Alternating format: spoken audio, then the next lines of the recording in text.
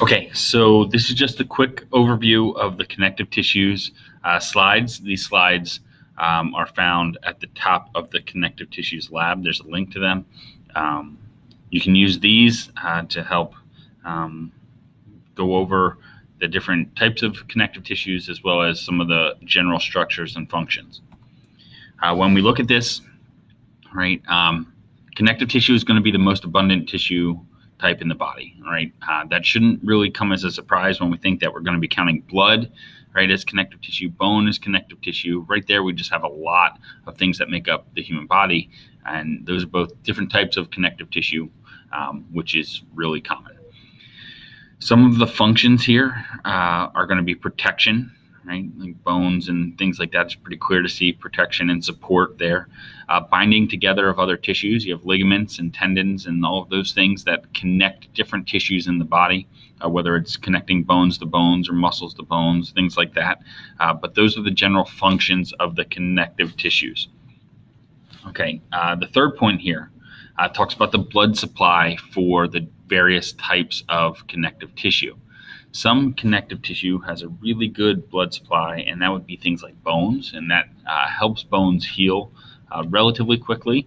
Obviously, if you damage the bones, that's a major injury, but having a rich blood supply enables those bones to generally heal relatively quickly, which is good. Things like tendons and ligaments that would be involved with sprains don't generally have as good of a blood supply, and therefore are going to sometimes take a little longer to heal.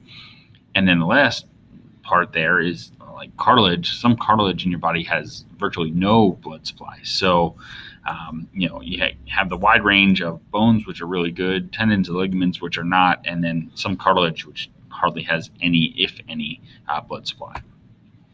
Right. When we look at connective tissues in terms of structure and function, right, connective tissues, all of them are going to be considered cells in a matrix. Right, the cells in their surrounding environment is basically what the matrix is.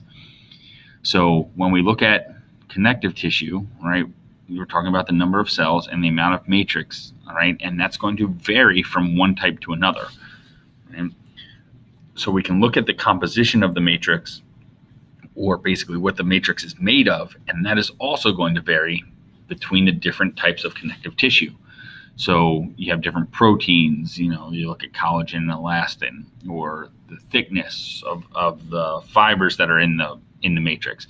All kinds of different ways that you can look at how the composition or what the matrix is made of, how that varies from tissue to tissue, is going to go a long way to determining the structure.